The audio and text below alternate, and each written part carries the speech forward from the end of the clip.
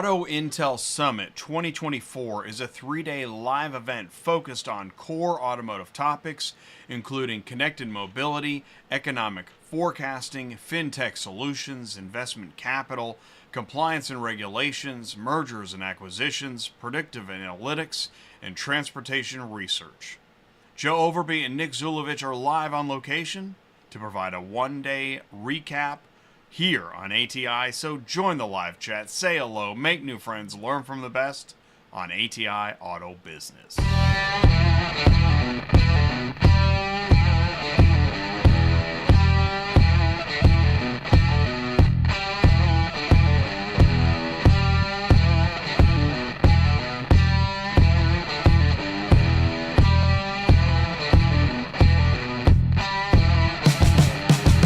What's up, ecosystem? Welcome back to ATI Auto Business, automotive ecosystem where everyone learns more about the automotive industry. Let's get started with top industry news and headlines that include latest United Auto Workers victory, trucking company demand is down, driver shortage and operating costs, that's in the news, and then at the quarter hour, actually in 15 minutes, 4:30 Central, 5:30 Eastern, Joe Overby and Nick Zulovich are going to give the day one recap at Auto Intel Summit.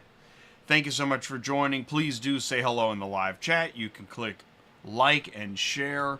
We're on YouTube. We're on LinkedIn. Stream is good. Okay, here we go. Let's go into, actually, before I say we're going to do the news, let me just say we're happy to be broadcasting live streaming with Joe and Nick at Auto Intel Summit. You know about the summit. Everybody knows about this. If you do have questions, you can ask here today. We know you recognize a lot of these sponsors that are involved with Auto Intel Summit. This is a premier conference in automotive, and we have already looked at the agenda. We had a energy show. I just saw this posted on LinkedIn. Lori Foster posted, we're in the middle of an industry conversation that has taken many interesting and unexpected twists and turns. You had to be here live from Auto Intel Summit. There is a lot of passion and energy happening, a lot of more great sessions coming up. We did have the energy show, I think that was about a month ago. And I believe she was talking about the session with Jeremiah.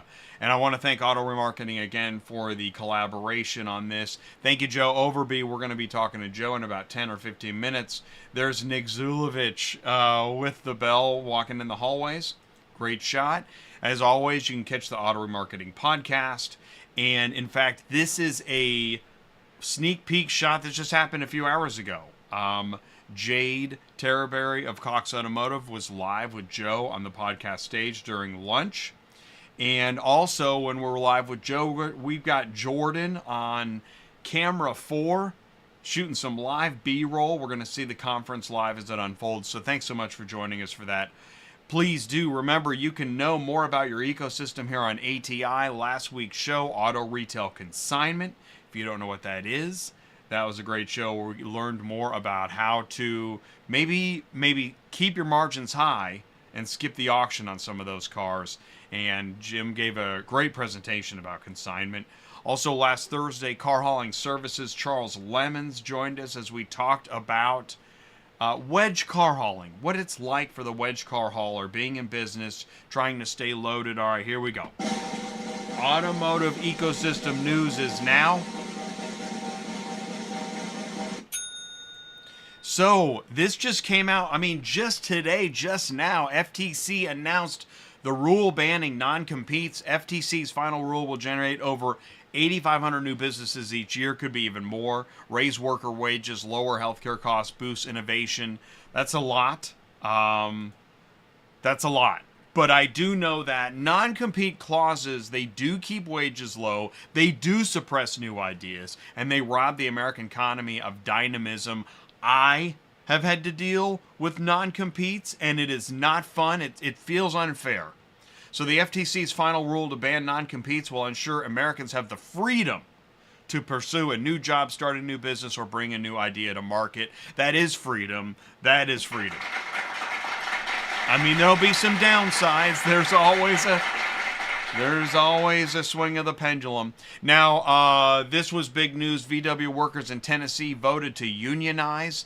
The UAW claimed victory. It was a 73% approval victory. It's been quite a journey to get here. People just were ready. The time was right. The energy was right. They saw the big contract the UAW workers won with the Detroit 3, got everybody talking. You see the pay, the benefits, the rights the UAW members have on the job. You see how it'll change your life, and that's why they voted overwhelmingly for the union. Probably some other political reasons as well, which aren't mentioned here. The election was widely seen as a barometer for the union's ability to succeed in its $40 million effort to organize 13 automakers. There it is. I think we're going to win a lot, says UAW President Shawn Fain. Once you see the first domino fall, you see more following. Now, here's the thing is, and this is no secret, if you're following, now UAW moves on to a harder victory with 2 Mercedes plants in Alabama. That's next. UAW President Fain acknowledged it remains a difficult fight to organize more non-union automaker factories, despite the big victory. Okay, so they got historic wins now. And by the way, at Tennessee, this was historic because they tried twice before to organize that plant unsuccessfully. But he expects a lot more pushback coming ahead. And the governors and Republican Congress, this is going to be tough. Fain expects more pushback, even more pushback, when workers at the Mercedes-Benz plants in Vance and Woodstock, Alabama vote in May. That's coming up. These people are nothing but puppets for corporate America and the billionaire class, says Fain. They're the reason why workers aren't getting their fair share. Politicians say they represent the people, but then say the workers don't deserve their fair share of the labor, and that doesn't work. And I read this. It's very interesting. On the one hand, look, they used to say the FTC. On the one hand, it's very American. And on the other hand, it's very anti-capitalistic. What will we do as a society? I went back. This is a cartoon from the Gilded Age. It seems applicable, at least in the eyes of some. There, I said it. I'm sharing it. Here's another one. Remember the Gilded Age? What was it, the 20s, the 30s? Have things changed that much? I don't know. And I just want to say that I pulled this. This is on Automotive News right now. Do you see what he could be seeing? It's very strange. It's very, very strange. Okay, let's keep going. Tesla's layoffs leave employees nervous and wondering when the cuts will end. 10% cut in staff numbers. Well, Elon just can't get out of the headlines. He can't win, he can't lose. But thousands of Austin employees were impacted by Tesla layoffs. That was posted again today. And meanwhile, Dealers News Roundup moves involving Asbury Victory and Fifth Wave. So yeah, dealer consolidation. And I didn't highlight anything here because there is a narrative. And people do contact me anonymously. And I encourage you, if you got something to say about these dealer acquisitions, send me an email, autotransportintel@gmail.com. What's not in the news? What do you want to add? You can put it in the comments below. You can do that. Anyways, let me know what you think. Here's another story. Tonnage numbers hit 13th month of declines. Truck tonnage reached 13 consecutive months of year-over-year declines. Now, I know, before you hit the skip button or whatever, tonnage in March suggests that truck freight volumes remain lackluster. It is clear the truck freight recession continued through the first quarter. Now, trucking recession's not good. You don't want that.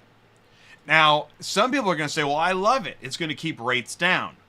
And that's actually what some people are saying. Some folks think right now the rates are low in auto transport and car shipping because of technology or advancements or whatever. No, it's because there are, and we have this driver shortage narrative, and we're going to talk about it in a second. But the trucking industry is still hitting a low point. J.B. Hunt has a bad financial report. Knight Swift is reporting signs of issues. There's a lot of freight being moved, but there's still too much supply. Too much trucking company available for the demand. Which means there's been a long time of low demand for trucking services. FreightWaves is talking about it. That's why I did post truck driver shortage. Is it real? No. No, apparently it's not real. And what truck driver shortage is it's a retention problem. See, you can send it to me and I'll post it. There are people working at companies that they can't say this stuff. But I want it out there. That's what makes it news. Companies are doing just enough to get the driver in and working, but not so much for them to feel cared about. But maybe, who cares if the driver feels cared about, right? All the company wants are the cars to be moved. Some companies don't even care about the quality of the move as long as it was delivered. Break a window. Just deliver it. Quality costs. Nobody really wants to spend that money. They're willing to accept millions in damages a year. Oh, Jay, you're just boring me, man. You're just boring me with this stuff. There isn't a driver shortage, and on it goes. Wait a minute. Higher truck driver pay linked to fewer crashes? It can't be true. Come on, now you're just making stuff up.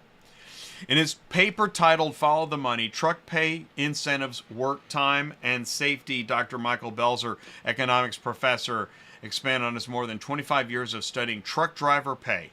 His latest research sends a familiar message to carriers. You get what you pay for.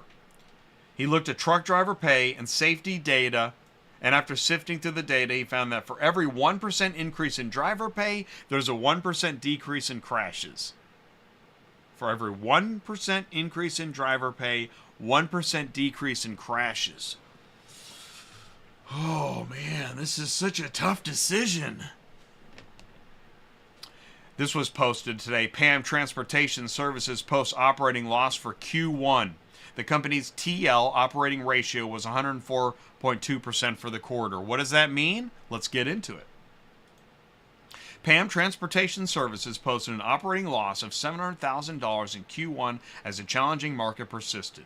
The company's TL operating ratio excludes fuel surcharges increased. The TL market was characterized by shippers' continued success in leveraging an overcapacity market to their advantage to attain rates at or below cost. TL means truckload. Operating ratio is a common measure of efficiency and profitability in the trucking industry, and is calculated by dividing operating expenses by operating revenue. An OR indicates, an OR below 100 indicates, if it's above 100, it's a loss. Oh, you don't want to be above 100. Oh, there's the loss. And there you go. Operating revenue and TL explained. If you want to talk about truckload revenue, brokerage revenue, which one makes more money, we do that too. I know it's not a popular topic, but you can make more money brokering loads than you can actually trucking them. And we see that. It's in the numbers. And then it gets talked about ad nauseum. I know. Man, so and why are you talking about this? Well, Proficient Auto Logistics, the merger, the SEC filing, we've been talking about that too. We were looking at that 370-page SEC filing. If you don't have a copy, let me know. I'll send you the link.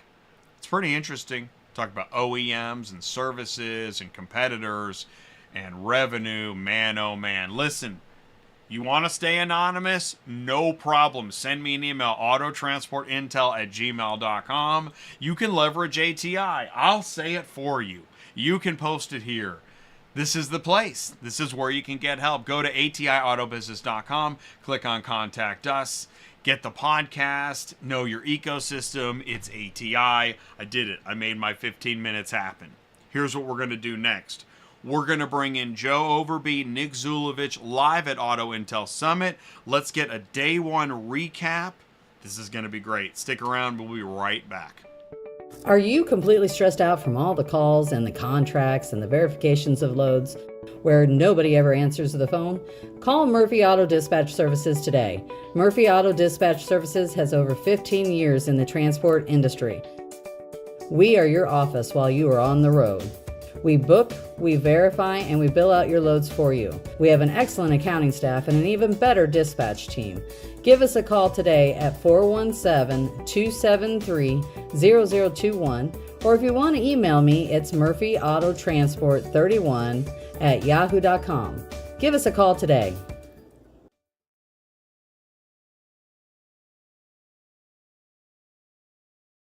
Transport Auto Quoter is by far the leading auto quoting software on the market, and the only auto quoter with a pro version that comes preset with accurate pricing for anywhere in the U.S. So you don't have to worry about it. The best part is that no change with your current software is needed. Just plug TAQ in and start booking jobs. Carriers can easily plug TAQ into their current websites and start making money right away. I bet you're wondering how we do this instantly and accurately 24/7. Well, constant analytics is the key.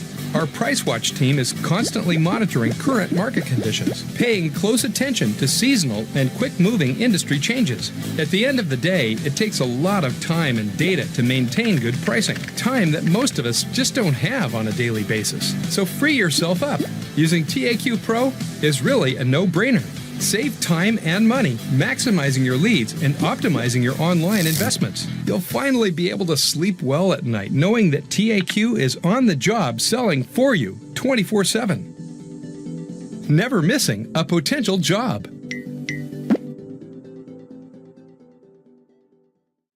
Don't lose any more sleep worrying about missing leads. Get Transport Auto Quoter to quote the right price the first time, every time. Run your business with TAQ. Visit transportautoquoter.com. All right, here we go. Please do help me wish a very warm welcome to... this is going to be cool. We are live at Auto Intel Summit with Joe and Nick. Gentlemen, can you see me and hear me okay? Yes, sir. Loud and clear. Loud and clear. All right, cool. Nick, Joe, I can see you both. Nick, I saw you first. I'll start with you. We'll do quick introductions. Nick, for anybody that doesn't know why we're here and what's going on, Nick, where are you and what are we doing? Hello, everyone. Nick Zulovich here, senior editor at Cherokee Media Group, coming to you live from Cary, North Carolina, as our shop hosts the Auto Intel Summit and National Remarketing Conference Spring Summit. 3 days of conversing about technology and all elements of automotive. So as mentioned before we got started, Jay, I hope your audience isn't too tired of seeing my round fuzzy face, but appreciate you having me on again. Never tired of you, Nick. Thank you so much for taking the time. By the way, we've got Jordan with the roaming live B-roll. Yeah, Jordan, keep it going. That's awesome. Joe, how are you doing? Please say hello. Hey Jay, hey Nick. Good to be back on the show. And yeah, we're here in our home on our home turf. It's a home game for us here in Cary. And yeah, been a heck of a day at Auto Intel Summit. And as you mentioned, I'm Joe Overby. I'm a fellow senior editor here at Cherokee Media Group, and glad to be here. So let's start there. Home turf. Yeah. So, because you're in North Carolina, which is you're near your offices, right? And normally you are many hundreds of miles away from the offices at, say, Used Car Week, where everybody goes, right? Ed? Shout out Used Car Week. But you're near your home. And now by the way, what's Jordan showing us? What are we looking at here? So right now he's at the help desk, which is where we have our sign in. We're now, getting high tech here, and you get a QR code, you scan the QR code, and it automatically prints your badge, and you punch it on, our name badge here, but folks are there during the working hours of the day to help people out with any questions, any registration needs that need to happen, and to Jordan's left is also our registration table, and he's he'll walk towards kind of the main general session and expo hall area as well. So we got looks like.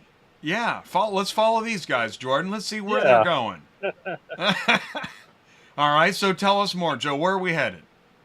I believe they are headed to the expo hall, which is where we're having our reception this evening, and we're just actually there. You can see kind of just past the podcast stage, where Nick is seated at, and Jordan is entering the expo hall for the reception this evening, and Nick is seated at the podcast stage, sponsored by Ship Your Car Now, Auto Logistics, and I've recorded a couple episodes from there today, and we've got several other folks coming in tomorrow to record some shows from there, and yes, I think it's our stay on the booths. Yeah, this is great.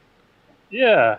So tell us more about the booths. And oh wow, there's the food. Oh man, that's awesome. Well, yeah, so what booth? Who's in the exhibit hall here? Who do we have? What? There's Truly. Yeah. Yeah, Truly, which does kind of a audio speaker system, and they had that car pumping out some tunes earlier today. I don't know if I saw the video. Now, yeah. So what was going on in the video? Yeah. Yeah, Truly Audio is one of this year's, if I can jump in, one of this year's Emerging 8, which is an awards program in conjunction with the Auto Intel Summit, where there's a spotlight on 8 companies, 8 startups that are in their opening stages of development and on their way to bigger and better things. Truly Audio, for example, they have a Bluetooth speaker system that basically you can just get this speaker system just dropped into your vehicle and then run your audio or podcast or whatever off your smartphone or what have you. And you don't have to tear apart the dash and put in a new head unit or install a bunch of wiring or what have you. You can just literally drop in, and they're cultivating relationships with dealerships. If perhaps that older model vehicle doesn't have the latest sound system that someone might want, they can just drop in that particular piece of equipment and be on their way. So that is one of the Emerging 8 honorees. The others are involved in other aspects of automotive, be it from the wholesale space, a dealer to dealer endeavor called Carsker, as well as another shop, Vero Technologies, that's involved with floor planning. And so if you want to learn more about those honorees, just check out the current edition of Auto Remarketing and Auto Intel or Auto Fin Journal, where you can learn more about those honorees who will be in the spotlight tomorrow at the Emerging 8 Award Luncheon, where attendees will learn more about those operations. So there's a total of 12 booths here in the expo hall. The first time we've had one at this particular event. Just want to give a shout out. Jordan is killing it on the live B-roll. Loving what you're getting here. Such amazing footage. And it's neat to see these booths, and nobody seems to realize we're even here. This is like roaming fly on the wall, and I'm loving it. RPM, Elend, we passed Tango, Numa. That was Shelly from Agora Data, recognizing many faces. This looks like an awesome event, you guys. Thank you. Yeah, it's the next point on the expo hall. It kind of reminds me of many moons ago when we first started going to Canada and hosting our AR Canada event there. The expo hall was not even a hall, so to speak. It was about 4 or 5 tables set up, and now, some 15, 20 years later, it's a full-fledged expo hall, similar size to used car weeks. And I think the same could definitely happen for Auto Intel Summit as more and more companies learn about this conference. And the cool thing about that expo hall that Nick touched on is a lot of those companies are early stage Emerging 8 type of companies. So cool to see them getting involved. Talk about that for a second. What's Emerging 8? Who wants to take that? Well, again, it's a award program that we orchestrate. We tap some feedback from wide swath of the industry to collect information about, again, those startup companies. We try to have it be that they're less than 5 years old, roughly, and as the catchphrase goes, turning the dial, using technology.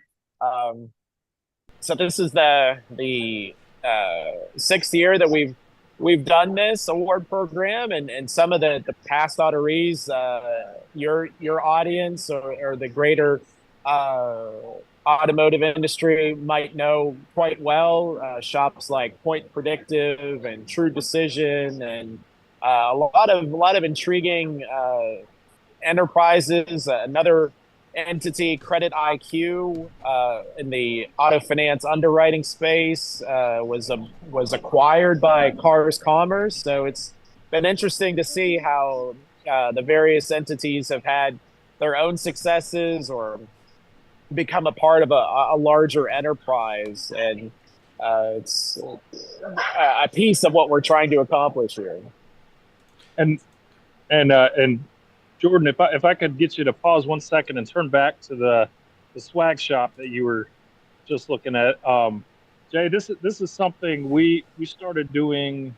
I want to say at Used Car Week a few years ago, in lieu of or to augment kind of the bags that you get, welcome bags you would always get at a conference. Now we have a shop where people, exhibitors or sponsors who want to share swag with attendees can set it up like it's a when you go to a ball game and you can go buy a Kansas City Royals hat at the stadium. This is sort of what it is, except of course, the attendees can get it for free, and it's just something new we've tried. It saves us from having to stuff bags, and it saves attendees from having to lug around stuff, and they can just go, if they want to go grab a hat, a t-shirt, a keychain, a cigar lighter, they can go and check out the swag shop. So here's feedback. I saw this at Used Car Week, and I passed it because I didn't know what it was. I thought maybe it happened to be like a storage area near the hall, so I didn't know. And then I'm walking by again, and Dave Larson is in there. And he's like, and hey, have you got? And I'm like, what are you doing in the, and so I promote this because I think this is awesome. Go to the swag shop, everybody. Yeah. And I and love the price is right. The price is right. It's $3. Swag shop. It is. I think it's brilliant, and it looks cool. Nice. Yeah. And great job, Jordan. Awesome footage. Hey, I was gonna ask. Lori Foster did post earlier about, I think it was the Jordan Wheeler. Tell us more about what's happened today, agenda-wise, if you would. Yeah. Well, I can start and tell you a little bit about something new we tried this year for our opening luncheon. Nick and I hosted a live show edition of the Auto Remarketing podcast, where set up very similar to how we might do a panel discussion, except we set it up like a podcast. And so Nick and I went up there and we did an intro and brought out our first guest, and that was Jay Terberry from Cox Automotive, and we talked to her about kind of the changing retail consumer experience, and then Nick brought out TJ Cox from TransUnion and did sort of a deep dive on leasing. And this was in the second half of the luncheon, so folks would finish their lunch, and then Nick and I went up and did a 30-minute podcast, and it got good response, and I think people enjoyed it. So we're gonna try bringing it to other events. Certainly for I think we can make it happen for Used Car Week, and TBD for a Canada conference, but it's something that I think resonated with people. It seems to make sense to me. Yeah. It's a great idea. And I've just seen it done with just some of the podcasts I listen to, whether it's Smart List with the trio of comedians, or Dax Shepard or Conan O'Brien. I think audiences kind of like that new format of it, and so we maybe next time we'll take some audience Q&A and make it interactive. We'll see if everybody remains on their best behavior. Maybe we can do that. Constant evolution. Yeah. Absolutely. Yes, it's awesome. All right, so that was okay. So we covered the podcast luncheon a bit. Any sessions today that stand out? I'll jump in on this one. I've been blessed to be a part of several uh, panels and other discussions, be it at Used Car Week or Auto Intel Summit or other events. But the one we had this afternoon, it featured Chris Chestnut, uh, Stephanie Hansen, and Jeremiah Wheeler, and it was kind of a blend of not only entrepreneurship but human behavior. And each of the panelists were very forthcoming about each of their journeys, about what they experience being an entrepreneur, the travails, the successes, the challenges of it all. And we're all human. We all have our strengths and our weaknesses, and each one really was forthcoming about how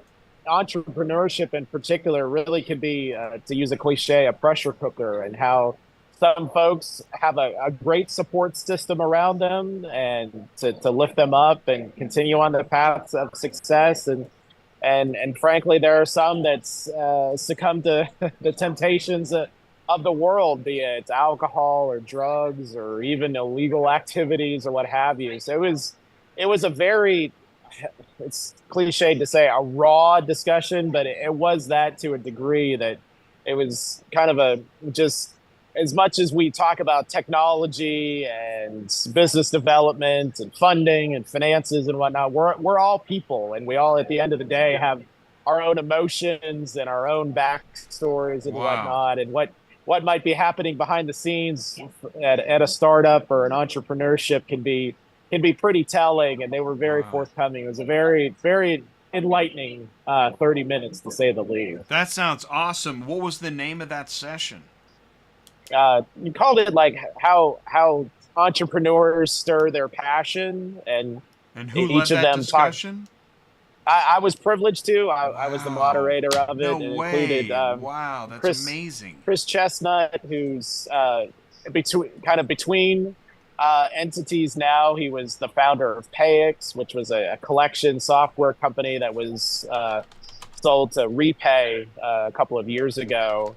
Stephanie Hansen, who was the founder of DeFi Solutions, a loan origination software platform that was absorbed by Pfizer a couple of years ago, and now she's on her new endeavor called Gestalt Technologies, another I just saw the name. I saw the name Gestalt. I think it's a German word, Gestalt. I think so. Which I think is connected to psychology somehow. I think so. Which might okay, and I just sent Chris a LinkedIn connection. Oh, we're back in the. This is so cool. But that sounds like an amazing session. And what is really impressive is that session really pushes beyond an automotive conversation. Yet it's absolutely very relevant to the automotive industry. In the previous show, the energy show that you were so kind to organize and orchestrate a couple of weeks ago, Jay, and Jeremiah was a part of that. It was an extension of what he brought to that particular episode. It was really, you could tell each of the three was very genuine on stage. Yeah.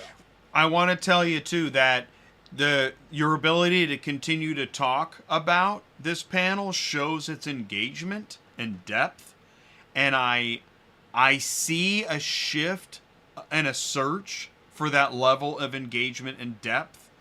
We've kind of heard some of the same stuff for long enough to where people are hungry for new depth. Absolutely. Yeah. Absolutely. Yeah, I think it's one of those things. I mean, we've had it, with our Canadian conference, with our Women in Automotive event. We've had, that typically focuses, it goes outside the lines, so to speak, where it's not just about kind of industry trends, but people who have nothing to do with automotive, maybe come in and speak to their journeys, through of entrepreneurship, of learning an industry, of leadership, etc. So it's nice to have, and the cool thing was that we had a panel. Nick's panel was immediately followed by, and it immediately preceded by workshops, immediately followed by a panel on that I got to lead called Consigner Conversations, which is kind of a continuation of a series that we've started at our prior conferences, but it's good, I think, to have a mix of both. As you mentioned, Jay, it can't all be, these are the top trends, these are the numbers we're seeing, these are the, this is what's happening in the industry. I think people come to these conferences for connections, and the fact that Nick's panel, I think people connected with what those folks were saying. A lot of people in that room probably were entrepreneurs or worked for entrepreneurs or have had career journeys and career experiences in remarketing that would be similar to what those panelists had. And then with the consigner conversation series, we're trying to extend that too, and also shedding a bit more light into the personalities of these consigners. We actually are starting it this week here at the conference, but doing a series of one-on-one podcast discussions with some of these consigner leaders that we're going to eventually turn into print Q&As that go beyond just the nuts and bolts of the industry, but how these people got into the car business, their interests and motivations outside the car business, and just as Nick mentioned, everybody that attends these conferences, they're people too, and we want to shed some light on that as well. Man, awesome stuff. All right, so you got 2 more days. What happens tomorrow? Well, tomorrow is kind of our action-packed day. It's our full day, or like kind of most sessions for sure. We're going to get started early in the morning. We have what we're calling a bonus breakfast, and it's Lori Foster, who's been a speaker multiple times at our events, is going to lead a leadership breakfast to get the day started, and then it'll be as similar today. It'll be a mix of panel discussions and breakout workshops, and I know that both Nick and I are moderating several panels tomorrow, and I think several folks have signed up for our podcast stage, so we'll have some outside podcasts joining us, and they'll be seated right where Nick is tomorrow, and then Thursday we've got a few sessions specifically geared towards the electric vehicle market, including I'm excited to lead. Given that this is an election year, we're going to do a presidential debate style session with Steve Greenfield and Scott Case, and I'll be the moderator for that one, and get to test out my political science skills here. Ooh, good stuff. That sounds awesome. Yeah, no, that's and is that kind of is that near the end of the conference, this EV debate? Yeah, it is. It is. That'll be awesome. on Thursday morning.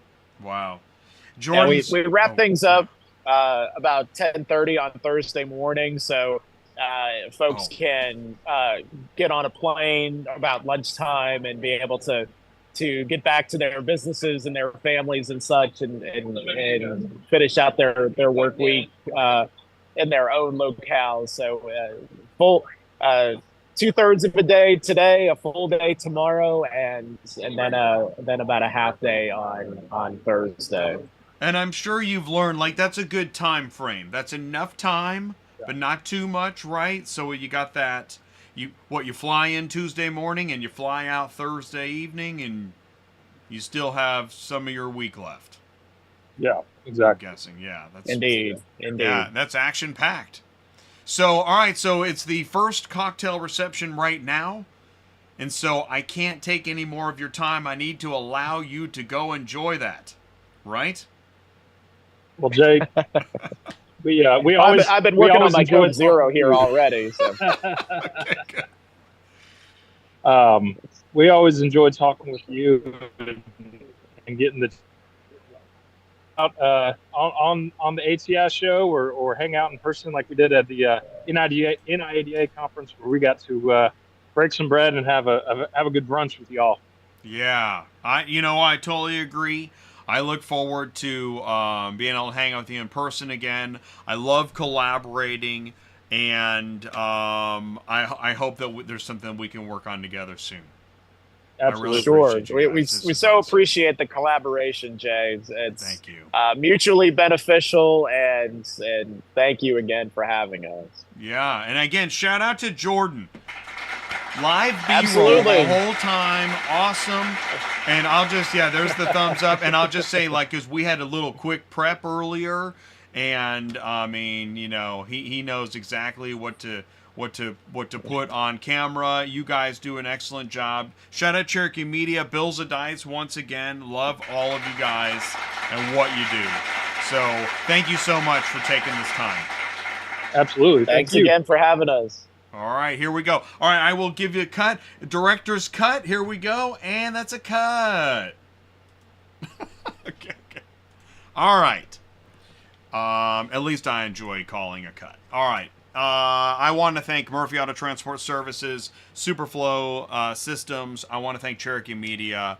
I want to thank SA Communications. And I want to thank Joe and Nick and Jordan for taking the time and participating and collaborating. I really do appreciate it. If there's something that I can do for you, if you've got a businessman, Emerging 8, want to learn more about that, maybe you're outside the Emerging 8 and you want the spotlight, it's ATI Auto Business. Send me an email, autotransportintel@gmail.com. Whether you're an attendee, a sponsor, you're on a panel, a speaker, or an advertiser, or you just want to find out more, please do let me know. You can visit atiautobusiness.com, click on Contact Us, and I will get back to you, get you some information. It's Tuesday night. I'm a little early, but I go live every Tuesday night. I got every Thursday. This Thursday, this is cool. You know what? I didn't put this in the show satchel, but I'm going to go ahead and tee it up right here. We're going to do a show. Let's see if this is going to show up here. We're going to do a show Thursday, Dispatching Fundamentals. Sue is my co-host. She runs Murphy Auto Transport Services. And we're going to get back to Dispatching Fundamentals on Thursdays. I know, it's a tough topic. What is Dispatching Fundamentals? Well, when you're dealing with car shipping and auto transport, believe me, there are dispatching fundamentals at work, and that's actually where either communication breaks down, accuracy information of the dispatch isn't there, somebody didn't do something they needed to do, like get a gate pass or pay a fee or set an appointment or whatever it is. These are dispatching fundamentals. We're going to be talking about them on Thursdays. If you are lost in car shipping or something is wrong, or you're not happy with your vendor, join us on Thursdays and tell us about it. You can put it in the live chat. You can comment anytime. Thank you so much for your time today. I will run the car hauler. Here comes the car hauler. Thanks, everybody. Have a good day, and we'll see you soon. Thank you so much. Bye-bye.